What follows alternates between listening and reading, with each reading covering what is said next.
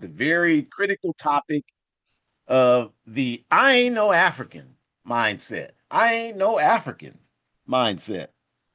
We want to talk about this from the standpoint, we want to establish with this topic that we're not angry at any of our people who say this type of thing. We're not angry because we know the reasons why this is happening. And that's what we want to talk about today. If we're angry at anything, it's the capitalist system because that is the true cause of why this confusion exists. It is the capitalist system that benefits from this confusion, and that's why it consistently perpetuates it. So that's who our anger is directed at. We're not directed at, we don't have that anger at any of our people. And this is what we want to talk about today because, I mean, frankly, we haven't come in contact with any of them that can reasonably articulate their position. So there's no reason for us to be angry about it. When we say that we're African people, we know exactly why we're saying that. We know exactly how to demonstrate it with historical and scientific evidence. So there's no reason for us to be angry about anything. We just want the truth to come out so that we can forge the necessary unity that will bring us the freedom and forward progress that we want and deserve. Even if we don't deserve it today, our future generations deserve it. So this is really what's in our focus. This is really what's important. This is really why we would talk about a subject like this. So we're glad that you're joining us. We give honor and respect to the indigenous people of the Western Hemisphere, the actual indigenous people of the Western Hemisphere. We're talking about the Mexicanos, the Puerto Ricanos, the Chicanos, the folks who call themselves Indians or natives. Those are the folks that the descendants of the Mayans, the Incas, the Aztecs, the Lakotas. These people are indigenous to the Western Hemisphere. And we have to, if we want respect from other communities, then we have to give respect to other communities. If we're disrespecting them, wiping out their history, then we shouldn't act like we don't understand why they don't respect our history. In fact, if I were them, I wouldn't respect our history if we were making up fictional accounts of what happened in these Americas to discredit them and to lift ourselves up because we just don't know our actual history and are intellectually lazy and don't want to find out because we don't see the payday attached to it. So we give honor to the indigenous people, the legitimate indigenous people. And of course, we would never do a single thing to dishonor our African ancestors because a lot of this it does exactly that. It dishonors our people who gave their lives up so that so many of us could be here today. And we are really just dribbling the opportunities that our ancestors provided to us completely out of bounds.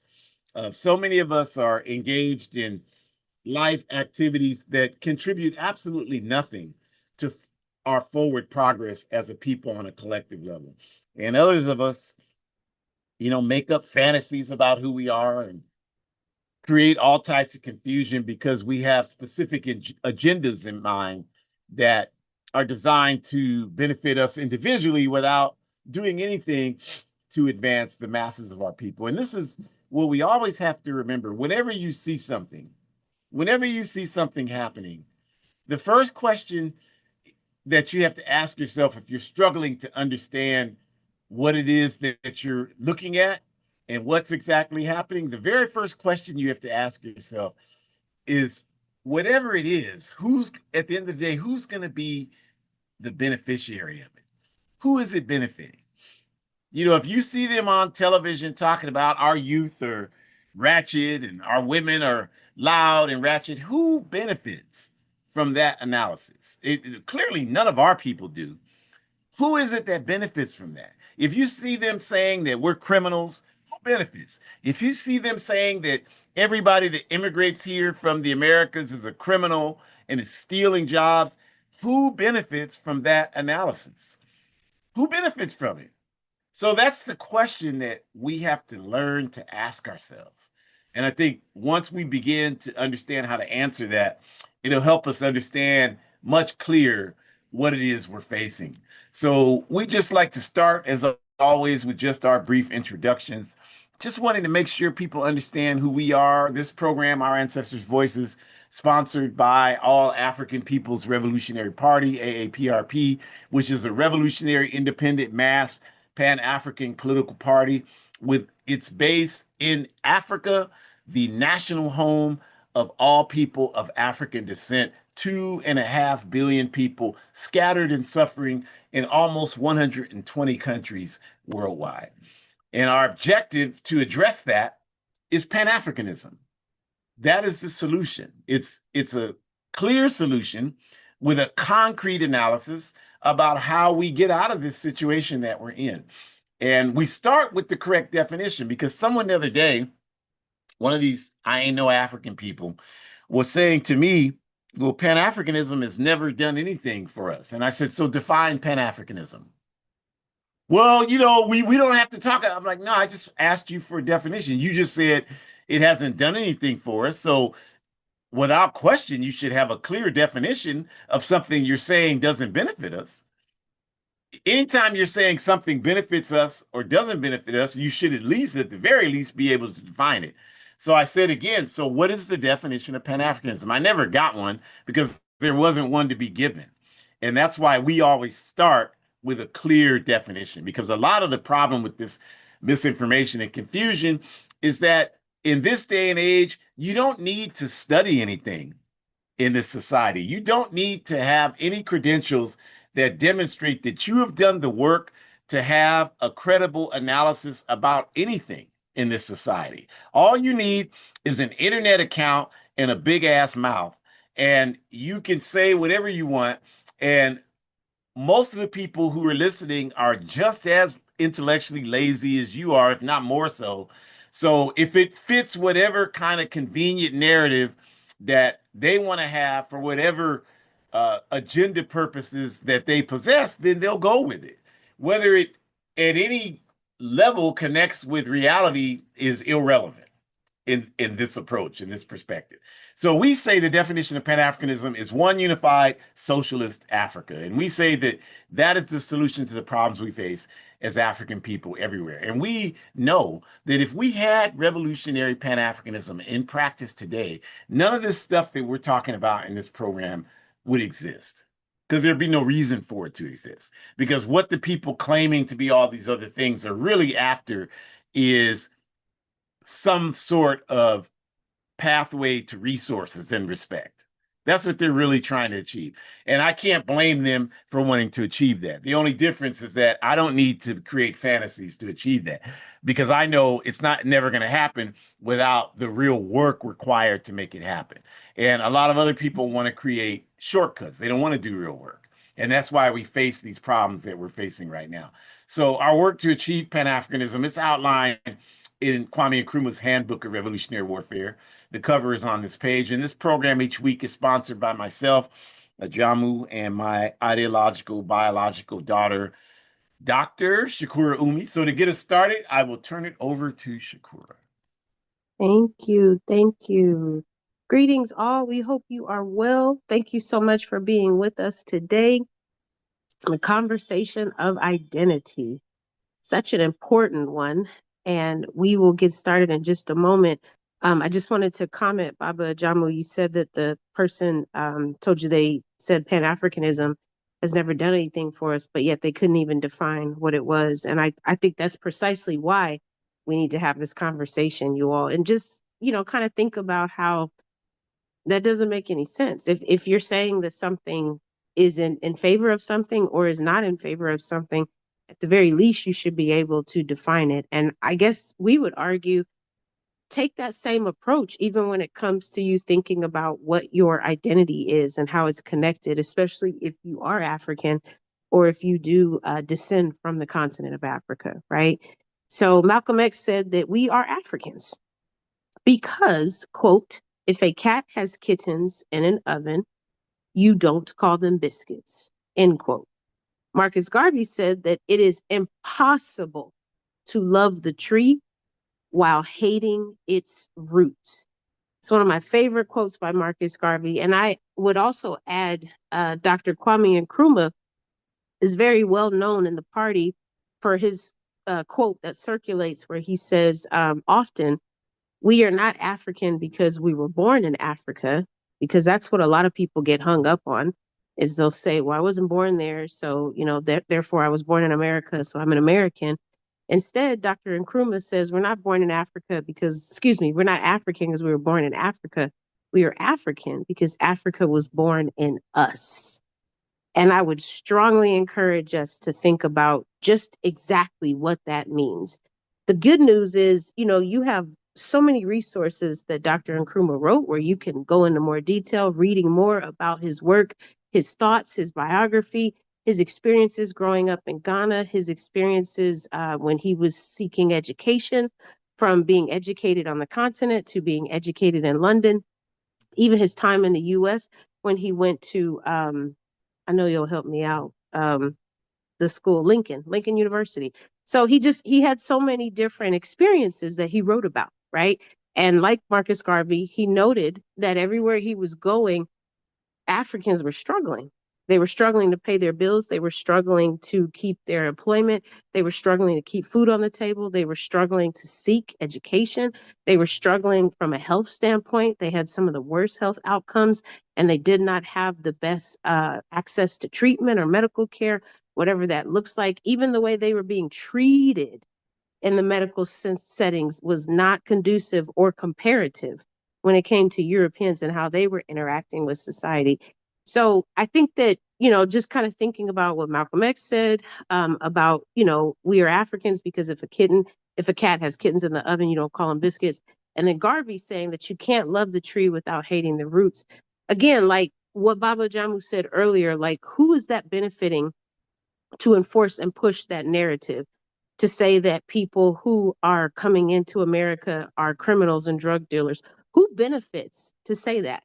Who is the one who benefits to say that? We would add to that list and say, who benefits to say that, African women are the worst kind of partners and that's why no one should date African women? Who behind that microphone speak piece, you all? Who is the one benefiting from that? Right? And we would continue to add to that argument, if the objective is to make sure that we are not connected to our African heritage, to make sure that we are not connected to understanding just how much that identity of being African, how profound it is, how magnificent it is, actually how glorifying it is, and how much enrichment comes with that, because we know, after we've said many, many times in different seminars, that because Africa is the richest continent on the planet, like we have to kind of think about, well, why would the oppressor not want us to know that? Right? Really thinking about that. Why would the oppressor not want us to be connected to that? Why would the oppressor not want us to get passports to go home to Africa? Why would the oppressor use all this media and propaganda to paint the picture that Africa is, a non-humane place and it's only filled with animals who are living in a magical kingdom and all this stuff, so that, we're less and less likely to do the research? Why would it be so difficult for you to learn about somebody like Kwame Nkrumah, to learn about somebody like Marcus Garvey, to learn about someone like Malcolm X? Well, because the closer you get to putting the pieces together from an ideological standpoint, from an economic standpoint, you can start to make all these connections from an educational standpoint, and you can start to see that it greatly benefits African people to organize together and unite.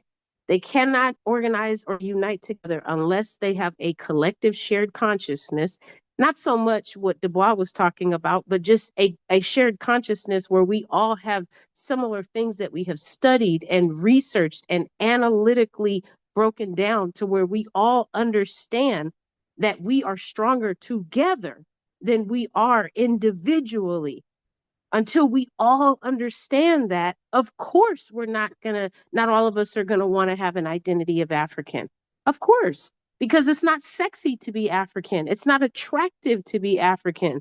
Being African means that you have all these negative stereotypes that are associated with that particular statement. And no one wants to be associated with that, because, again, the person who benefits the most, the group, I would say, who benefits the most, have worked really hard to create these harmful stereotypes. They have worked really hard to embrace the microaggressions that we experience. They have worked really hard to protect white supremacy, colonialism, even imperialism that we don't talk about as much, right? So I just think it's important to just make all those connections and note that, right? And to really be able to think about what Nkrumah was saying. You know, what is it about Africa being born in us that we can embrace? Even if we never ever step foot on the continent, what is it about Africa being born in us? I remember Baba Ajamu said several seminars ago, he was talking about how, African folks, we have a different way that we communicate. And I mean that in so many ways. I mean, how we literally say words is very different from other people. He talked about, the different connections when it comes to the linguistics in terms of how we pronounce words. So Kroger was a very famous grocery store in Memphis. And a lot of times when I would talk to elder African folks, they would add a S at the end. And I never understood that until I watched this seminar. So I really appreciated that.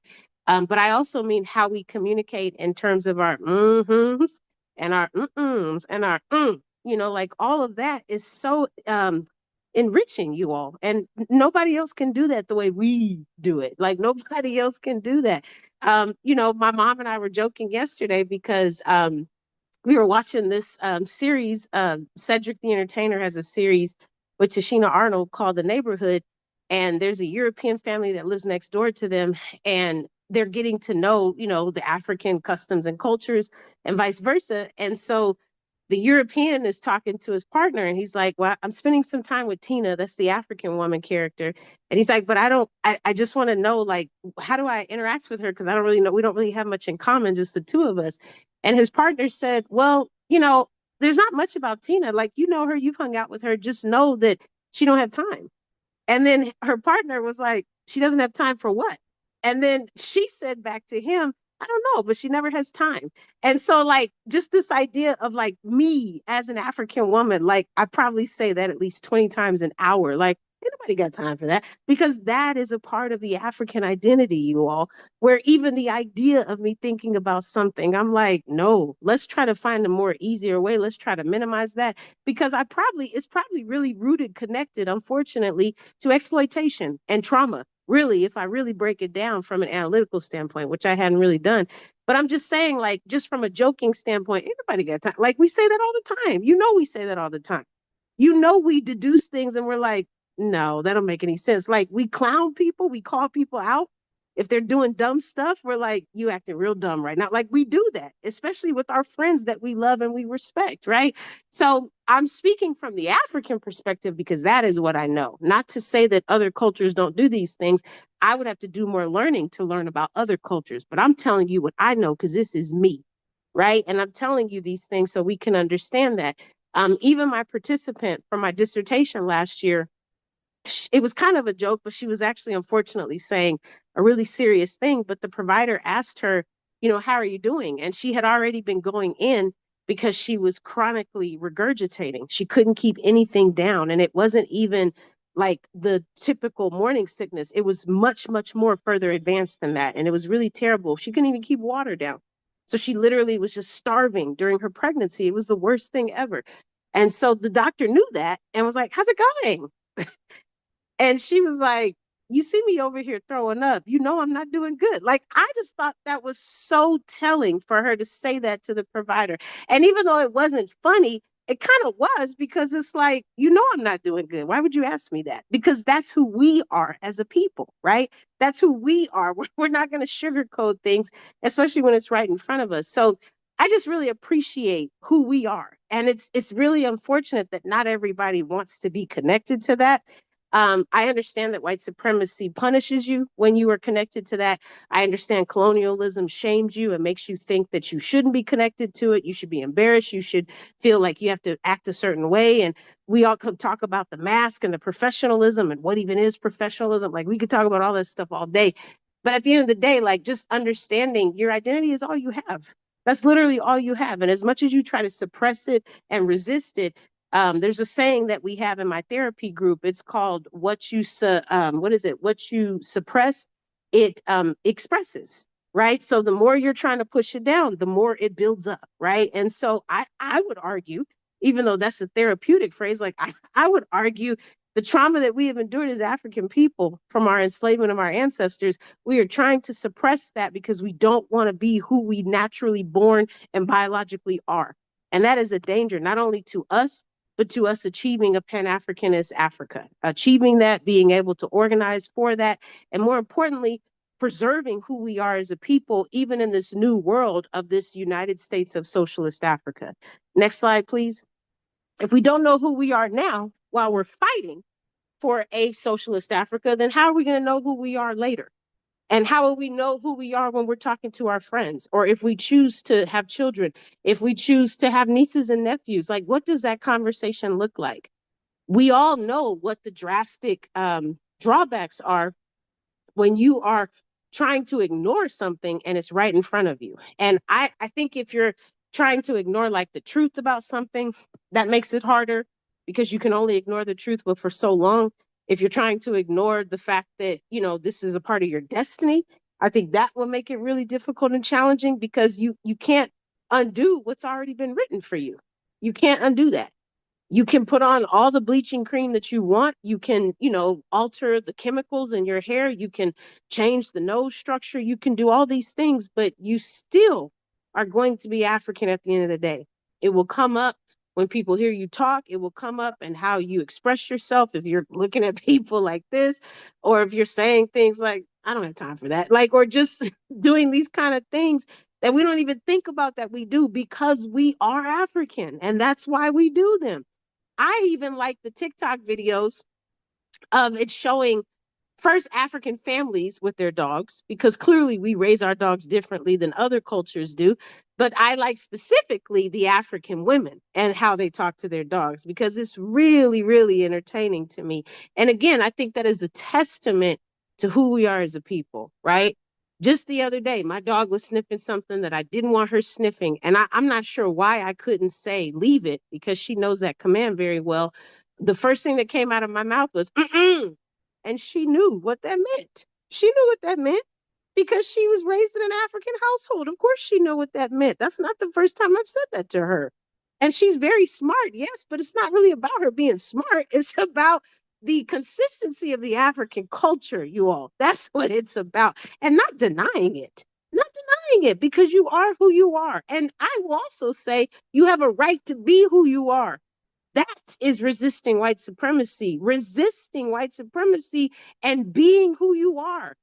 I show these videos to my students every semester, especially as it relates to disparities that are connected to racial and ethnic groups. And when I show the indigenous video, one of the comrades, May, I just love her so much. She talks about how the best way that she can resist colonization is to not practice Catholicism and to use her indigenous native name, even though people have already renamed her an English American name, right? And so I just, again, like this is what we're talking about, you all. We're not denying who we are. We are fully embracing it because that is one of the few things that is going to save us during this time of uncertainty, during this time that things are going to get more worse physically, ideologically, emotionally. All we have is who we are.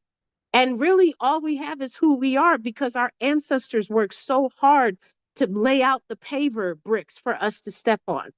And so it's also like immensely disrespectful to not acknowledge the choices that they had to make so that we could be in the positions we are in today. It is immensely disrespectful because they did not go through all of that so that we could just forget about our lineage and, more importantly, forget about our responsibilities. That is unacceptable. It is not appropriate, and we need to do better. If you are not someone who sees this as a collective mission, you severely are mistaken. And you need to think about all of the names that you know, the Miss Fannie Lou Hamers, the Rosa Parks, the Carlotta Lusumis, the Tatina Salinas. You need to think about all of these people, the Teodora Gomes, the Thomas Sankaras, the Amilcar Cabrals. You need to think about all of these people and think about people you don't even know their name because they didn't even get credit for what they did. And then sit there and ask yourself, how dare you just completely disregard all that they did so that you could have a fighting chance? Who are you? What right do you have to do that? Who are you to even do that? If nothing else, you should be working twice as hard to do half as much as what they did. Because without them, we would not be alive, you all. That is a fact.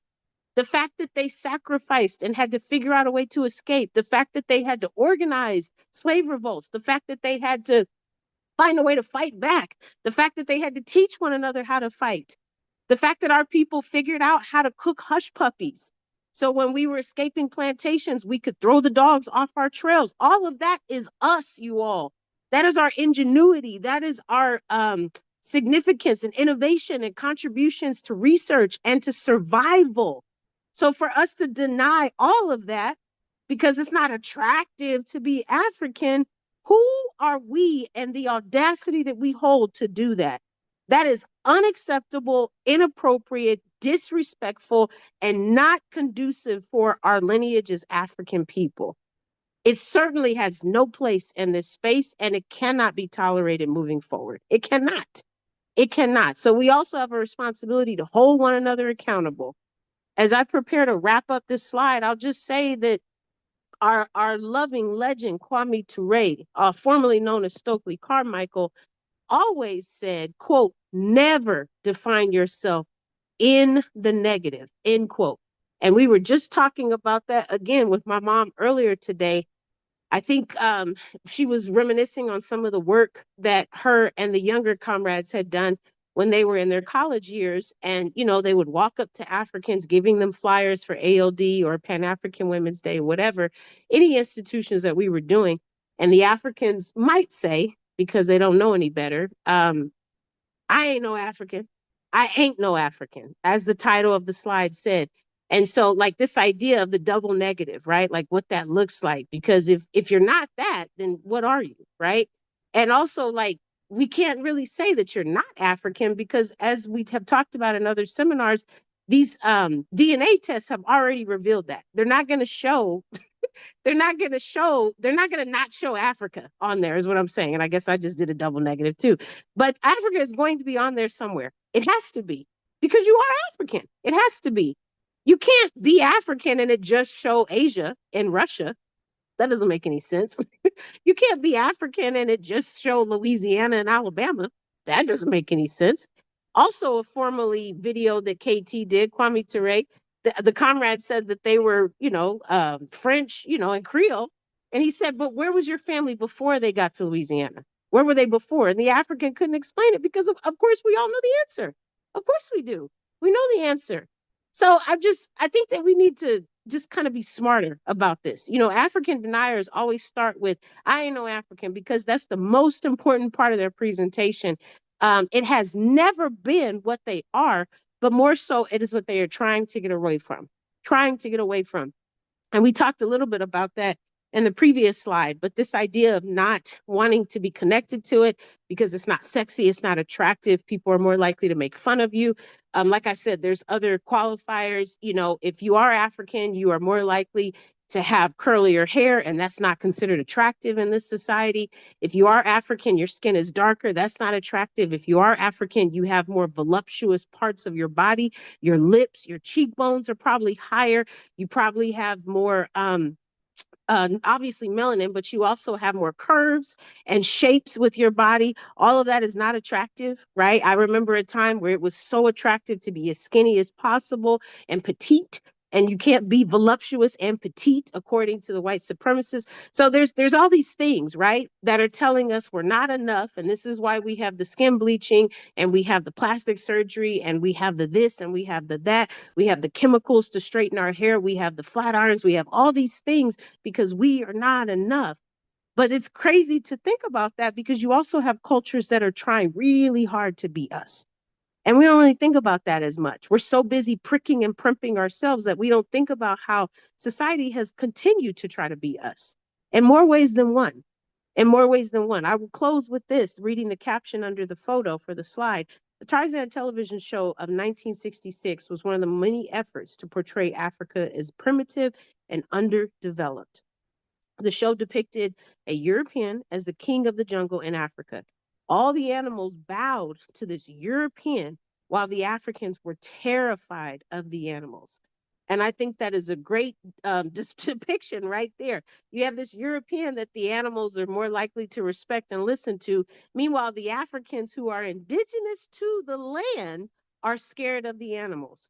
Also, don't get me started on the fact that the European was depicted as the king in the jungle. Like, we're not even going to go into that, right? So, as I prepare to pass it back to Baba Ajamu, this will continue to be in a really important conversation, you all. Really, really important. And also notice that our title of slide didn't say American, it just said African, because that's the other part is how do we resist and detach from the propaganda that has clearly been bestowed upon us. With that, I will yield the floor and give it back to Baba Ajamu. Thank you.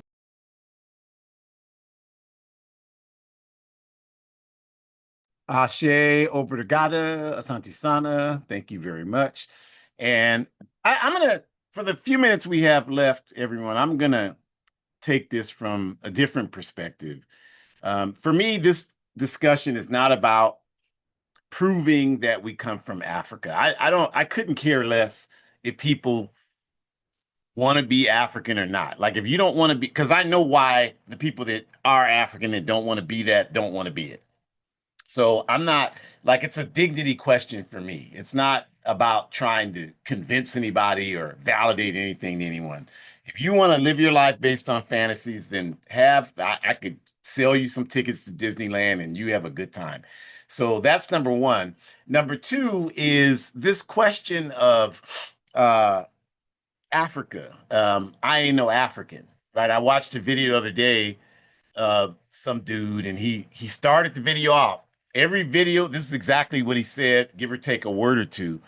But he said, every video I've seen of Africa, I don't want anything to do with that. And so that was his basis for why he went into this tirade about how he's not African. Now imagine this.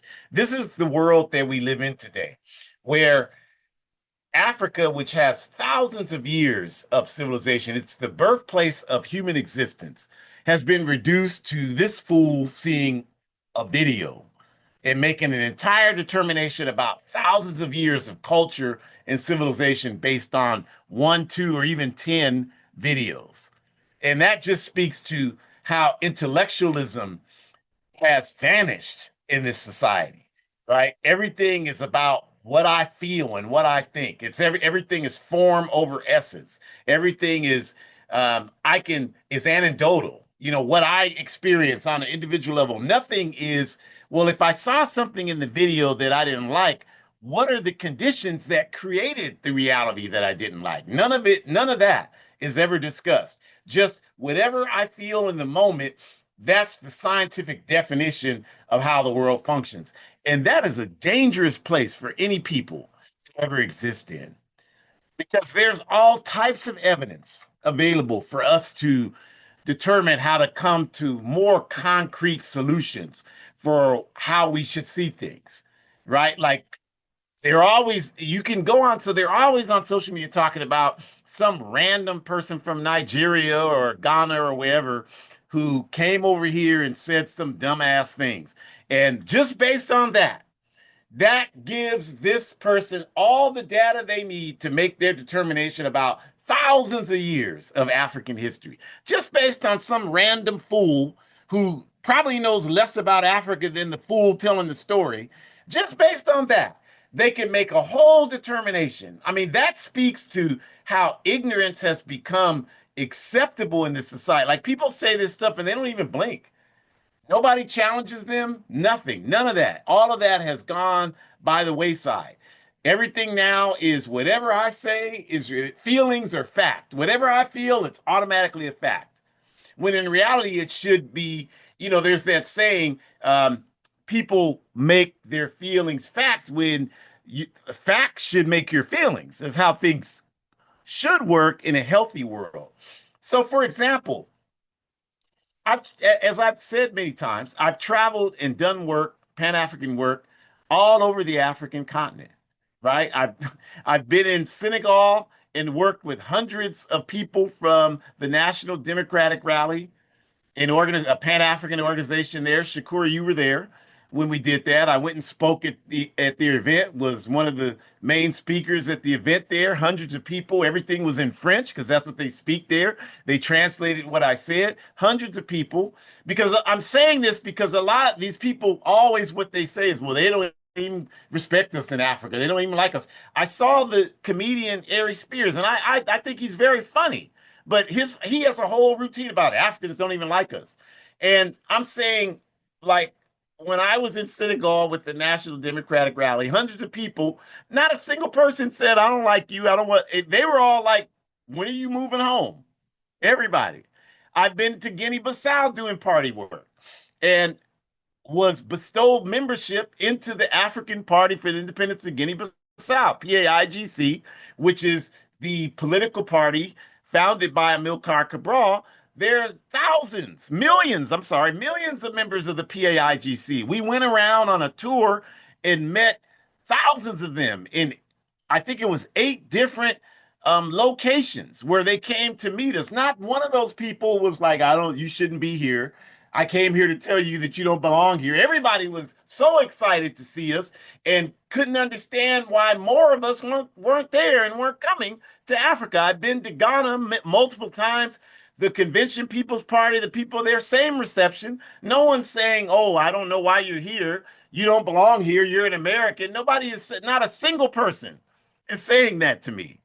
I've been to Zania in January, or what you call South Africa, worked with people there in the Pan Africanist Congress and the Azanian People's Org, not a single person telling me, well, what are you doing here? You know, you're an American. Everybody, like, you're African, you come home.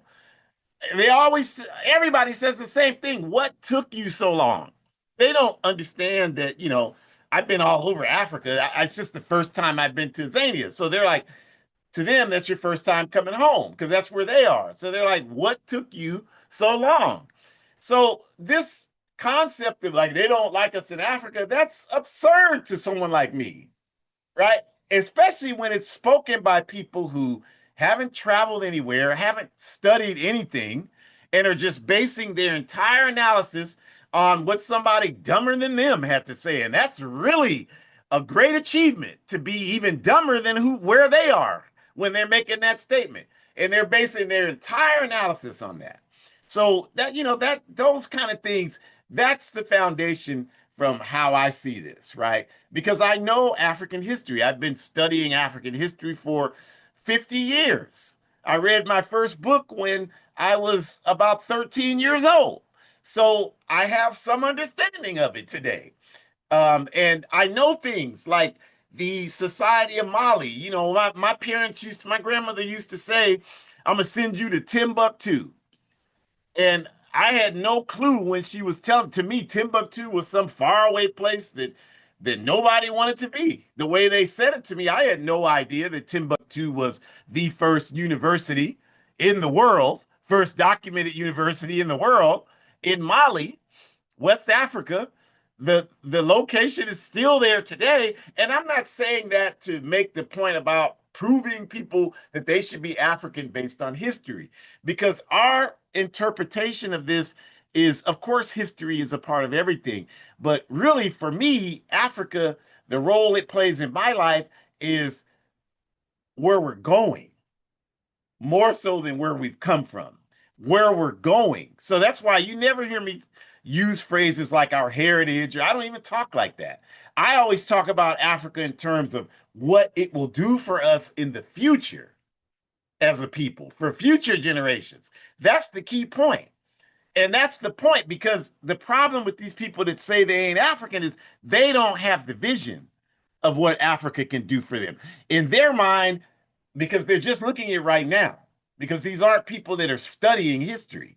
So they just look at right now. So for them, right now, the number one power on the earth is the United Snakes of America. This is where all the money is, all the wealth is. They don't think about where the wealth came from. It didn't come from here. They don't think about it like that. They just know the wealth is here. They see that the Europeans predominantly control the wealth, and they want to have pathways to have access to some of that.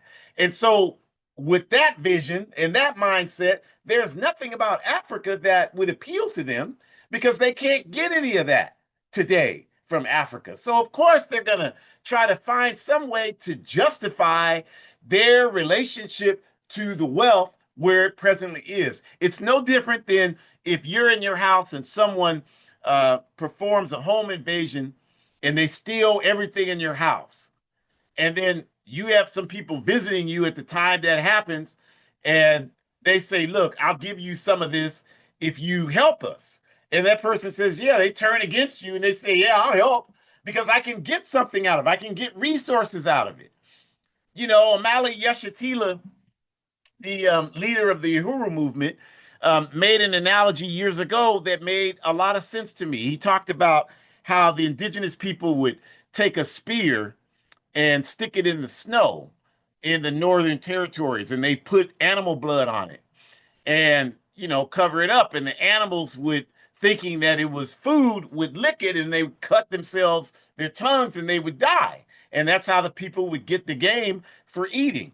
And he talked about how the animals, they thought that this was a resource, so they went to it because they thought it was something that would benefit them. And that's really, that analogy explains a whole lot about what's happening to us. We, many of us today, want to connect ourselves to the colonizer, to the slave master, to the capitalist, because in our eyes, that's where the resources are. So we think the only way we'll ever have resources is if we connect ourselves to the people who have put us in this position in the first place. And the problem with that, of course, is that the only way you can do that is by selling out the masses of our people. But these people are not really thinking about that. In fact, they see selling us out as a strategic imperative. That's why they're xenophobic. They always talk about, well, Idris Alba, born in Britain, he's stealing roles from those of us born here. They talk about nonsense like that. The white man controls the role. He's the one giving it out. Your black ass wasn't going to get it. It had nothing to do with where you were born. He gave it to him. He gave it to you. It doesn't matter. We don't control that industry. That's the point. And they got you convinced that there's some kind of scarcity thing going on and we have to compete against each other. Who benefits from that kind of thinking? Clearly, we have not. You can't show me one instance where we are the people benefiting from the scarcity analysis, that we have to see each other as being in competition with each other for us to move forward. That is the mentality of a slave, a crabs in a barrel type mentality. That's not even, there's no such thing as crabs in a barrel, but y'all say that, so I'm going to use it. That's what that is. It has nothing to do with what's really going to benefit us and move us forward. So we have so much shame about Africa that that's what happens, is that, we begin to find ways to justify disconnecting ourselves from it. I mean, the hate against Africa is real. It's all over the internet. And for me, this is a coordinated effort. We've seen this before. It's not the first time this has happened. And when the U.S. was supporting the destabilization of the Congo, when the National Congolese Movement won independence with Patrice Lumumba in 1960, the U.S. was frightened because the Congo had the world's largest supply at that time of uranium, which is used to make atomic power, nuclear power. And the U.S. was engaged in this arms race against the then Soviet Union, what you call Russia today. And so the U.S. wanted to make sure they would continue to have access to that atomic power, which they had when Belgium controlled the Congo. And when the Africans in the Congo said, we want the Congo for ourselves, there was a threat to that. So they began to engage in destabilization efforts. What they did is they got Africans from Cuba who had sold out the Cuban Revolution, and they sent them over there. The Central Intelligence Agency did that. They sent them over there, and they had those people engaging in terrorist acts against the Africans in the Congo. And they videotaped this. This is all in CIA files that they've been forced through legal action to reveal. Well, we've studied them. This is not our opinion. We don't go by anecdotal analysis. We don't make feelings fact. We've done the research, we've done the hard study, and we know what the hell we're talking about. This is what these crackers did. They sent Africans down there and they had them uh, performing these heinous acts against the people, and then they would come on TV and tell you this is what the communists from the National Congolese Movement are doing. And then you would see it, or your parents or your grandparents, oh, yeah, that's not good. They're not good. America's there to free the people from that. When in reality, when the MNC fighters, the National Congolese Movement fighters, and caught some of these people, because once Che Guevara took the Cubans down there, they helped them get better, and they began to start capturing some of these people. And when they captured them, these goddamn people didn't speak a word of Lingala, which is the dominant language in the Congo. They didn't speak French, which is a language spoken in the Congo. They didn't speak anything but Spanish, maybe a little English. So clearly they weren't Congolese, right? And so the Africans in the Congo from the liberation movement began to expose this. And this is how people began to go down there and research that and find out the truth. They have a history of using us against us to serve their interests. I could give you a million examples like the one like that because, again, we study history. We don't sit here and just try to scrape up coins to have an internet account and just vomit out bullshit out of our mouths. We study history. And so we know this. The hate against Africa is all over the internet. But the reason why you know it's coordinated is because it's all over the internet. We don't have that level of organization. You haven't seen us all over the internet talking about how we need to unite to get free. You don't even see us, those of us who say, well, we're just different here in America, you don't even see that happening where we're on there consistently talking about unity. But you can pull up your phone right now and you can find some graham cracker Negro on there within 5 minutes who's talking against Africa. Everywhere you can find that. That's a coordinated campaign. And one of the ways you can know that is if it was real, if it was tied to reality, you wouldn't see it all over the place on the internet and hardly ever see it in real life. Like you go to events that our people have, right? Go to the Martin Luther King Day March when his birthday comes.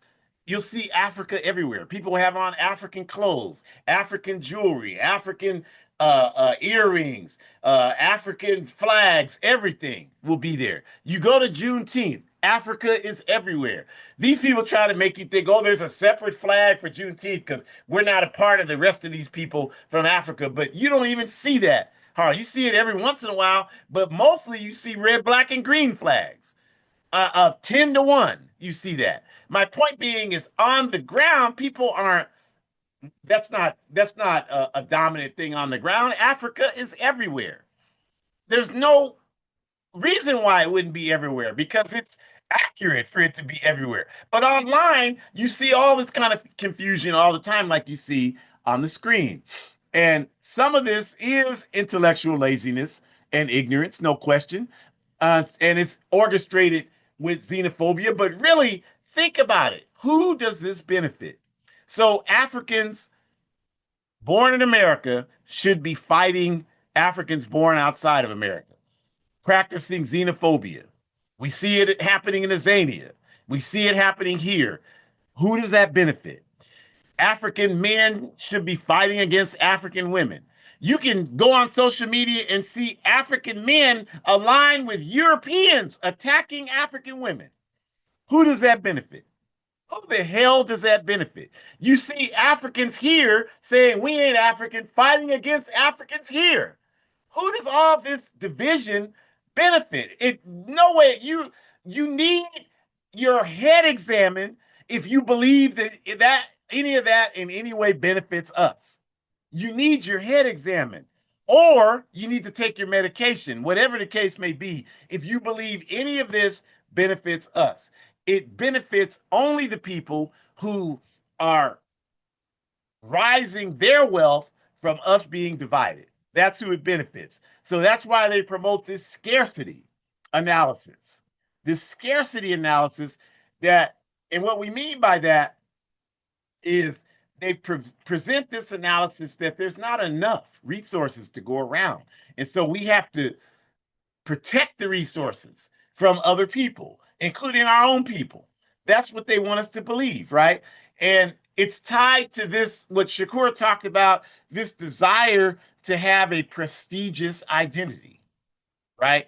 So there's money, potential money, if you're indigenous to the Americas. So that's a resource. So these people want to have access to these resources. There's certainly money tied to America because America's stolen everybody else's wealth. So there's resources there. So they want to be tied to that. So they want to try to figure out a way to parlay an identity into some economic resources. They don't see any of that with Africa. And that's why it's difficult to get them to want to see themselves as connected to Africa. In fact, they see being connected to Africa as a negative because Africa is not respected. And everybody wants to be respected. So you just have a hard time telling them that, well, the way you get respect is by connecting yourself to something that's not respected. Because we don't understand that our people have always had to work for our dignity. We have to work to preserve our dignity. Everybody wants everything handed to them on a platter. It's never going to happen like that for us. We have been subjected to some of the worst treatment in human history. We are going to have to fight to dig ourselves out of that. And a lot of us are not willing to do that. We've become very weak. We become very superficial here. You know, you put us in 90-degree heat in this country for 10 minutes and we can't stand it. Our ancestors picked cotton in that goddamn weather with humidity for hours all day and dealt with it. And dealt with it because they knew they had to do it so that we could be here to have a chance. And now our lazy, worthless asses can't stay in the heat 5 minutes without complaining. You're a damn disgrace if you're like that. And you're a disgrace to our history and our ancestors. You're a disgrace to it. You're not worth a bowl of dog dookie to be handed to you. I'm just telling you like it is. I hope you hate it so bad that you explode. So who is benefiting from all this nonsense? We got to understand this part of it. There are a little over 1.5 billion Africans living in Africa. There are approximately 1 billion of us living outside of Africa, the so called diaspora. Africa is the poorest place in the world today. Africans living in almost 120 countries in Africa, Europe, and the Americas are consistently the poorest people everywhere we exist. I've traveled to almost 30 countries. I've seen it everywhere that's the case. There's not one case where we're at the top of the society and other people are below us. We're always on the bottom. But the contradiction is that while all that is true and all that is happening, meanwhile, Africa is uber rich in resources. It's the richest land base on the planet Earth, richer than every other land base combined. That is just an objective fact. And if you don't want to believe us, go to your trusted master and look at his resources. Look at Fortune 500. Look at all these goddamn capitalist research analyst magazines, and they'll tell you that. They'll tell you that since you can only believe them. Some of us only believe them. So go to them and they'll tell you that. So the question is, who is getting the riches today? Clearly, we're not. And who stands to lose if we wake up to this reality and decide that we should not be poor when we produce all the riches that all these other people are stealing from us? Who's going to lose when we gain that level of consciousness? The people who you see on this damn screen: De Beers Diamonds, Shell Oil, Chevron, Apple, Samsung, Tesla, Nestle, Firestone, and all these wicked crackers all over the world. They're the ones who are going to lose when we wake up. So it's in their interest to keep us confused and divided. And there are, unfortunately, a significant number of us who are willing to take not even a real payday, but just the potential of one to sell us out just for that small potential. The reality is, most of those damn graham crackers will never get anything from doing all this damage against our people. Most of these people aren't going to get a damn thing.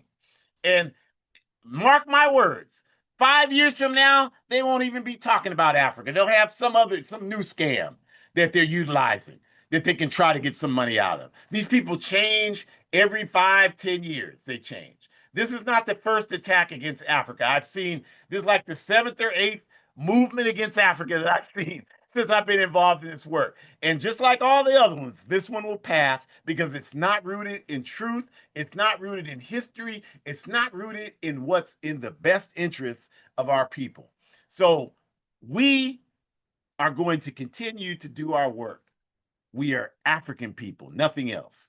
Like Malcolm X said, you pull biscuit, you pull kittens out the oven like you pull biscuits. You don't call them biscuits just because they came out of an oven. So how the hell are we going to be Americans just because we were kidnapped and brought here? I'm not confused about that. I'm still what I was. I'm an African in the United States fighting against capitalism all over the world. That's my. There people ask me what do you identify as? I'm an African in America fighting against your backward capitalist system. I tell people that every day, and they have to respect it because they can look at me when I'm saying and say, okay, that person has dignity. I gotta respect that. Every time I wear African clothes, the people who ain't African look at me and they have respect because there's all these contradictions, y'all. Y'all got to understand it. There's all these contradictions. We don't see the dollars right now in Africa, but we still know there's respect in understanding who you are.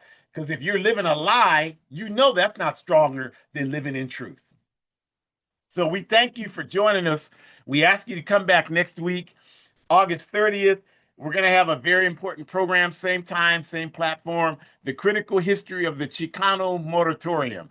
That comes up the end of next week. It's a very important movement to all peace and justice loving people. So we want to use this space to acknowledge and commemorate it. So come back next week and join us for that. The QR code in the upper left, the red and white one, you scan that, you can gain access to the Forward Ever shop. Please do that. Buy clothes that reflect positive, revolutionary African messages and help us finance our work at home in Africa. And go to Hood Communist as well. If you're in the Sacramento area, Northern California, take a trip up. If you're not here, or tell people you know in the area, tell them to come to our Thursday community self-defense classes. 6 to 8 p.m. every Thursday, 2775 Cottage Way, like cottage cheese, Cottage Way, Unit 15, 2775 Cottage Way, Unit 15 in Sacramento. We are doing a number of good things. We spent a lot of time last week uh, practicing evading punches and kicks, teaching you how to throw a proper punch, how to throw proper kicks.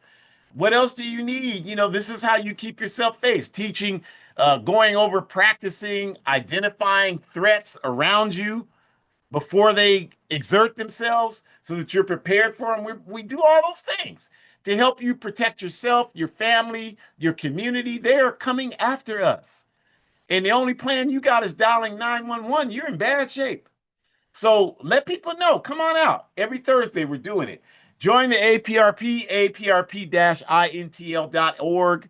You can do that. The self-defense classes are free, by the way. People always ask me, how much do you get paid to? We're revolutionaries. Not getting paid. We're doing work for the people. I mean, you just have such a sick capitalist mentality that you can't even imagine people doing something for people unless they're getting paid for it. This is our problem. Join the APRP. The QR code in the bottom right, the black and white one, become a monthly sponsor. Scan that one for the work that we're doing in the Sahel region, in Africa, Burkina Faso, Niger, bringing in revolutionary literature so that we can raise the consciousness of our people. This is how we get out of this confusion. And in the upper right hand corner, I have my book, A Guide for Organizing Defense Against White Supremacist, Patriarchal, and Fascist Violence, A Guide for Organizing Defense Against White Supremacist, Patriarchal, and Fascist Violence. It's only $8 paperback, 5 digital. 100% of the proceeds go towards our work that we do. There's a QR code next to it, so please scan it so you can order copies of the book. If you've already done that, it's very much appreciated, but we need you to continue to work with us. And the way you can do that is contact your bookstores, have them order it. They can buy copies for $8 and then they can sell it for $12, $15. People are going to buy it. It's a great organizing book, if I can say so myself. But I don't have to say so because when you scan the QR code, there's dozens of people who are telling you that on the review page. So go ahead and check it out and get your bookstore to order it. Help them do it. Walk it through it. Do some work. You know, we always want to get around doing any work, and then we wonder why we don't make any progress. We got to do some work, you all. Talk to your bookstore. Have them do it. Don't just send them an email. Call them. Talk. Go by there. Talk to them. Tell them, hey, this is a good book you can have in here. Get book people to order for their bookstore clubs. Suggest it to people that they read it. All the proceeds go towards 100%, not 50%, not 75, not 90, 100% go towards our work that we're doing, our supplies that we need. We're doing patrols for police that are terrorizing our people, for ICE that are terrorizing people. You know, ICE is coming after our Haitian family now. That means that no African is safe. We need supplies, we need radios, we need things to do that. A lot of that money comes from this book. So help us out, please. Thank you for joining. Forward ever. Enjoy the rest of your day.